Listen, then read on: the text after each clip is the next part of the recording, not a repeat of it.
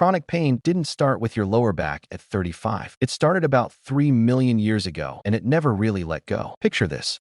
You're a hunter-gatherer, maybe 40 years old, which back then made you practically ancient. Your knee has been swollen for 6 years. No ibuprofen, no heating pad, no surgeon to tell you it's just wear and tear. Just you, the pain, and tomorrow's hunt happening whether your knee agrees or not. So how did ancient humans survive constant, grinding pain with nothing we'd recognize as medicine? Not for a day. For decades. And the answers they came up with are stranger and smarter than you'd expect. First, an uncomfortable truth. Ancient life wasn't gentle on the body. Paleolithic skeletons are riddled with old healed injuries, crooked ribs, joints worn smooth from decades of strain. And here's the detail that stops you cold. Many of these injuries healed. A broken leg in the wild should be a death sentence. But people survived for years afterward. That means somebody carried them, fed them, protected them while they were completely useless to the group. That's not first aid. That's an entire social contract built around getting an injured person through the worst of it. Now, what did they actually do about the pain? It starts, weirdly, with chewing on trees. Willow bark contains salicin, which your body converts into something almost identical to aspirin. And the practice goes back long before any written record. Someone chewed bark during a toothache, felt it dull, and told someone else. That's the entire foundation of pharmacology, happening around a fire with zero concept of a molecule. Willow wasn't alone. Opium poppy residue shows up in Neolithic containers roughly 6,000 years old. Coca leaves in South America. Specific mosses used as wound dressings that modern science has confirmed actually have antimicrobial properties. No periodic table required. Just generations of careful observation, refined through a genuinely brutal amount of trial and error, because sometimes the plant that dulled pain also killed you. But the real twist is that plants were only half the equation. The other half is touch. Human skin is covered in nerve fibers that respond specifically to slow, gentle contact. Stroking, hugging, grooming, and firing them releases endorphins and oxytocin, your body's own morphine-adjacent painkillers. This isn't a side effect. It appears to be the entire point. Every time an ancient human sat with an injured group member and held them, they weren't just offering comfort. They were triggering a real biochemical pain relief response. Isolation does the opposite. It raises stress hormones and genuinely lowers your pain threshold. Ancient humans didn't know the neuroscience. They just knew being near people helped, and it took us until the 21st century to prove they were right. Then there's the part that makes people squirm: trepanation, drilling a hole directly into the skull, with evidence going back over 7,000 years. Many of these skulls show clear healing around the hole. People survived. Some skulls show multiple procedures across one lifetime. Nobody's fully sure why. Head trauma, seizures, chronic headaches, ritual. But the survival rates tell you something. This wasn't reckless. It was an actual body of surgical knowledge,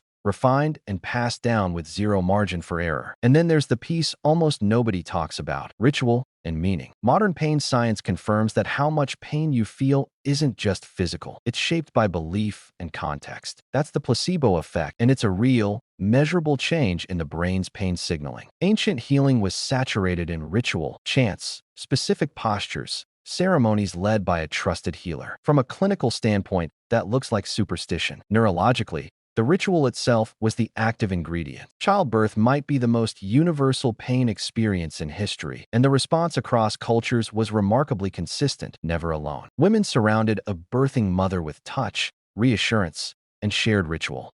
Given what we know about oxytocin and stress, that mother was very likely experiencing measurably less pain than one left isolated, which, ironically, is closer to how modern clinical birth often works. So how did they manage decade after decade with no pharmacy? Real pharmacological knowledge, refined over more generations than we can picture. Surgical skill sophisticated enough that people survived holes drilled into their skulls. An accidental discovery that touch and closeness trigger real pain relief chemistry. And ritual that measurably changed how much pain the brain registered. None of this made pain disappear. Plenty of people simply endured it. But almost everything that actually works against pain — touch, presence, ritual, community — has almost nothing to do with pharmaceuticals and everything to do with not being alone in it. Modern treatment solved the chemistry far better than they ever could. We may have quietly lost something else along the way. Next time you're in pain and someone just sits with you, know you're not imagining that it helps. Your ancestors figured that out around a fire long before anyone had a word for endorphins. What they had was each other. And for longer than we can really comprehend, that was often enough.